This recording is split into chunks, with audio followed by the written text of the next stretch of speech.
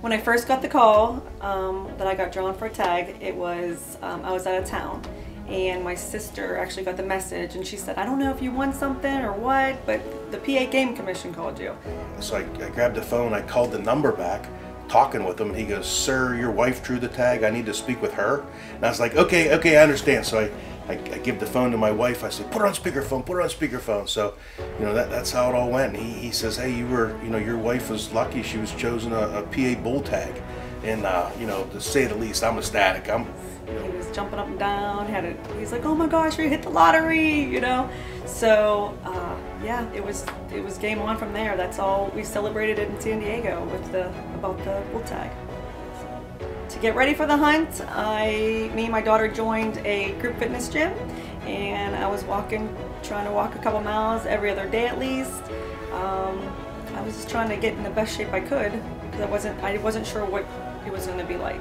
I knew I was going to have to carry my rifle, so I wanted to get a little bit stronger, and that's how I prepared for the hunt. We came up Labor Day weekend, and we met Hicks Run, obviously, and another guide service. So just by meeting, I wanted to meet the person because I'm a people person, and I want to make sure I connect with the person I was with, and I did that. Right away I felt comfortable with Scott and the whole crew. It was good. So that's how we picked it. We just went off my gut feeling.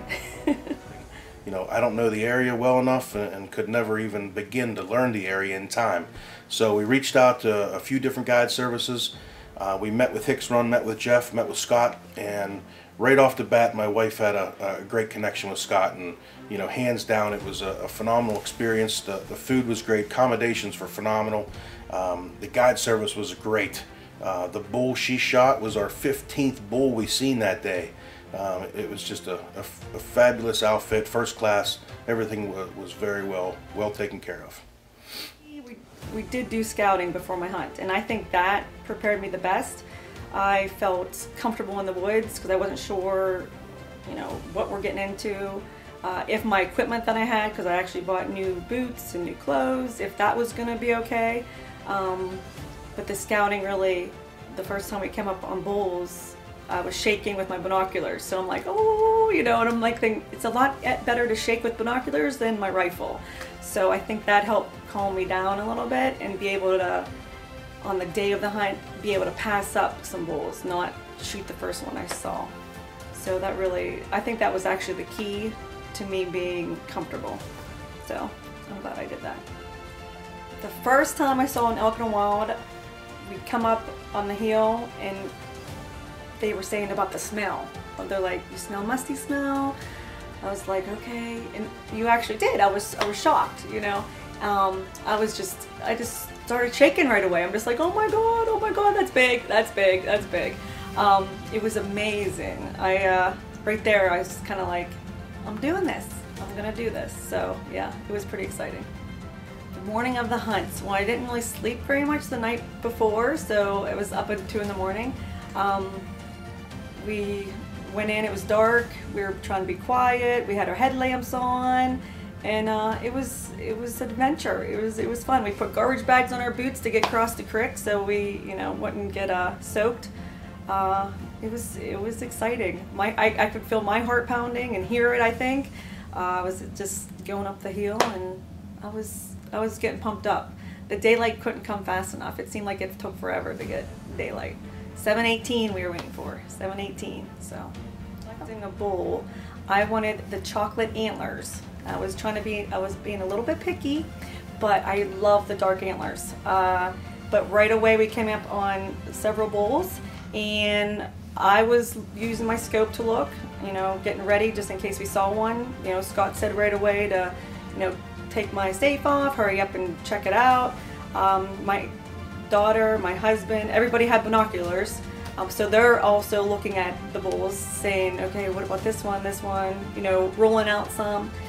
It was really a group effort. We were, all talking, whispering among us, which I'm not very good at, but we were whispering among us, and we decided to, pass on those ones. I was patient and picky, but that's what, you know, they said right away when we were scouting. They even said, patience is the key. You know, Scott just said, patience, patience, you know, we'll get one. So that's what we did. We were patient. We passed those up and we moved on because they weren't the ones we wanted.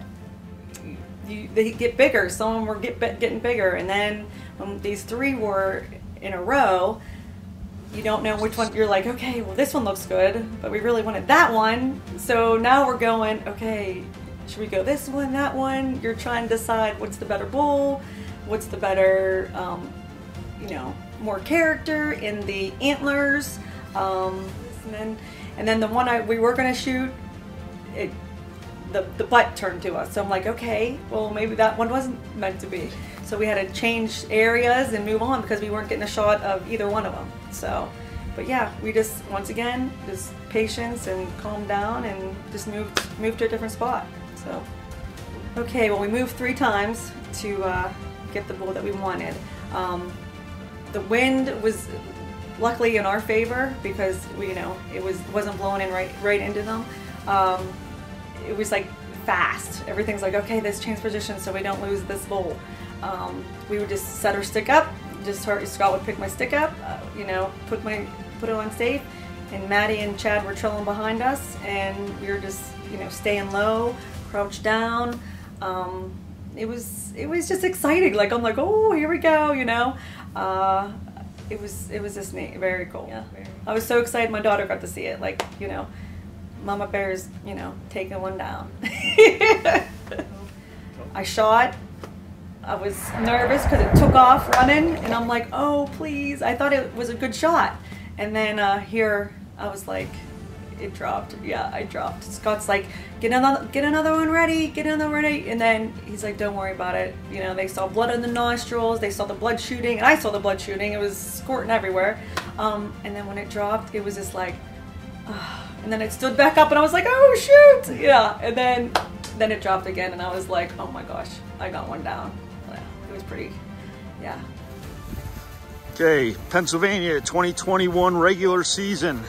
Kim Morrison approaching her trophy bull.